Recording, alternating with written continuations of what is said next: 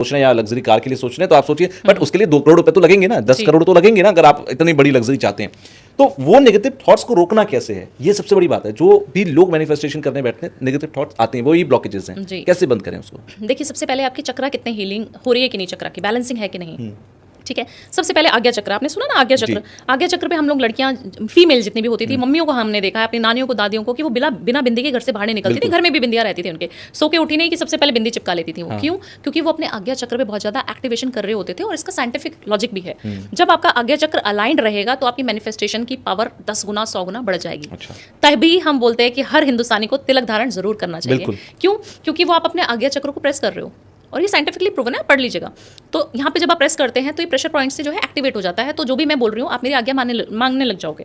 ऐसा सम्मोहन, ऐसी चीजें, वाइब्रेशन आपकी इतनी हाई हो जाएंगी कि आपको दूसरे वाला जो कुछ भी, मैं गलत भी बोल रही हूँ, आप कहोगे हाँ जी भावना जी सब सही है, बढ़िया चल रहा है। अच्छा, ये सब तो मैंने वशीकरण, सम्मोहन के जो मैंने पॉडकास्ट किए उसमें सुना है कि भाई सम्मोहन किया जा सकता है, किसी का वशीकरण किया जा सकता है। आप कह रहे हो अपनी आज्ञा चक्र को मजबूत करके आप किसी को सम्मोहित कर सकते हो? बिल्कुल कर सकते हो, but in a good sense. ऐसा नहीं कि हाँ, तो कर सकते हो, आप अपनी बातें मनवा सकते हो, आप अपना ऑरा मजबूत कर सकते हो कि जो भी आपसे मिले वो आपका होकर रहे। बिल्कुल। आप देखिए, मेरे साथ इतने सारे लोग जुड़े होते हैं और मेरे साथ इतने सारे लोग बात करते हैं, तो वो मुझे सिर्फ यही बोलते हैं कि मैडम आपका तिलक बहुत बढ़िया लगता है, आप क्या लगाते हो? मैंने कहा हल्दी लगाती हूँ। कि हल्दी तो ऐसे नहीं दिखती हमारे ऊपर जब हम लगाते हैं। तो आप देखिए ना, मैं कब से हल्दी लगा रही हूँ, और हल्दी लगाने से घर में सबके इस्तेमाल होने वाली चीज़ है, उसको जब यहाँ पे प्रेस करते रहोगे तो 2 गुना अच्छे हो जाएंगे। एक तो आज्ञा चक्र बहुत बढ़िया हो जाएगा, दूसरा बृहस्पति बहुत अच्छा हो जाएगा, और हमारे काम में बृहस्पति बहुत चाहिए।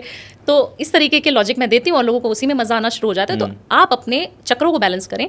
रोज या तो ओम की ध्वनि रात को सुन के सोएं, या फिर मेडिटेशन जरूर करें। मेडिटेशन भी बहुत लोगों का मिथ है कि कैसे करनी है। तो 7 चक्रा हीलिंग एक मेडिटेशन है, यूट्यूब पे अवेलेबल है, मेरी नहीं है, किसी और की है, जिसकी भी आपको अच्छी लगती है वो करना बहुत ज्यादा जरूरी है। कुछ नहीं कर सकते तो सिर्फ ओम में इतनी वाइब्रेशन है, ओमकार में आप ओम देखते हैं, हर जगह ओम है ना। यूनिवर्स और साइंस भी उसको मानता है कि हाँ, उसमें एनर्जी है। बहस चल रही है इंटरनेट पर कि ओम सबको नहीं बोलना चाहिए, जो दीक्षा ले ले, जिसका जनेऊ हो चुका है, सिर्फ वही ओम बोलेगा। ऐसा नहीं होता ना सर। अभी देखिए, इंटरनेट पे तो हम बहुत सारी चीजें देखते हैं, नहीं, कभी मैं नाम नहीं लूंगा, बहुत बड़े जो धर्माचार्य हैं उनकी तरफ से इन बातों को कहा बिल्कुल, बट ऐसा नहीं है। देखिए, ओम पे किसी का अधिकार नहीं हो सकता। ओम तो एक ऐसी चीज है जो मुझे लगता है मुस्लिम्स भी बोले, हिंदू भी बोले, कोई भी बोले, वो चल, योगा का एक बहुत बड़ा पार्ट है, बहुत बड़ा पार्ट है। और हर इंसान, मैं जिससे भी मिलती हूँ ओम करता ही है चैंट, क्योंकि मैं हर एक की रेमेडी में लिखती हूँ कि आपको ओम करना ही है।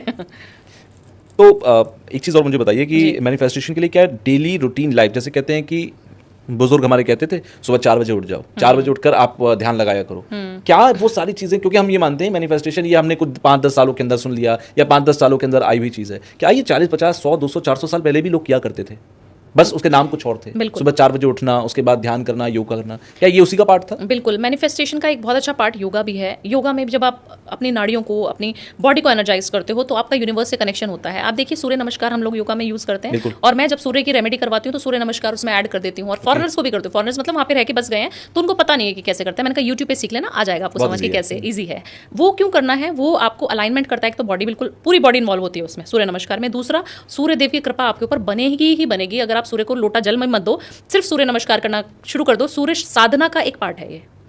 तो आप देखिए, योग कितना बड़ा इन्वॉल्वमेंट दे रहा है। आपके अपने पिताजी से नहीं बनती, पिताजी नहीं है आपके साथ, नहीं रहते। काफी सारे लोग ऐसे हैं कि जो बाहर फॉरेन में सेटल हो गए हैं, या इंडिया में भी हम लोग रह रहे हैं पर अपने मम्मी पापा से अलग रह रहे हैं ना, जॉब के लिए, बिजनेस के लिए। तो आप अपने सूर्य को इस तरीके से एक्टिवेट कर सकते हैं ना। तो बहुत ज्यादा इन्वॉल्वमेंट है इस चीज का भी। और पहले के लोग तो करते ही थे, वो सैर पे सुबह सुबह जाते थे, वो मोर की आवाज सुनते थे, वो पक्षियों की चहचहाहट सुनते थे, बिल्कुल नेचर से बहुत कनेक्टेड थे। और आप देखिए कितने सारे डाइवोर्स होते थे तभी, कितने लोग, प्यार कितना ज्यादा होता था। भाई के बिना दूसरा भाई खाना नहीं खा सकता था। आजकल हम फीमेल हैं, हम अपने हस्बैंड के बिना ही खाना खा लेंगे, हमें पता ही नहीं कि कब आने वाले हैं, कितना टाइम लग जाएगा।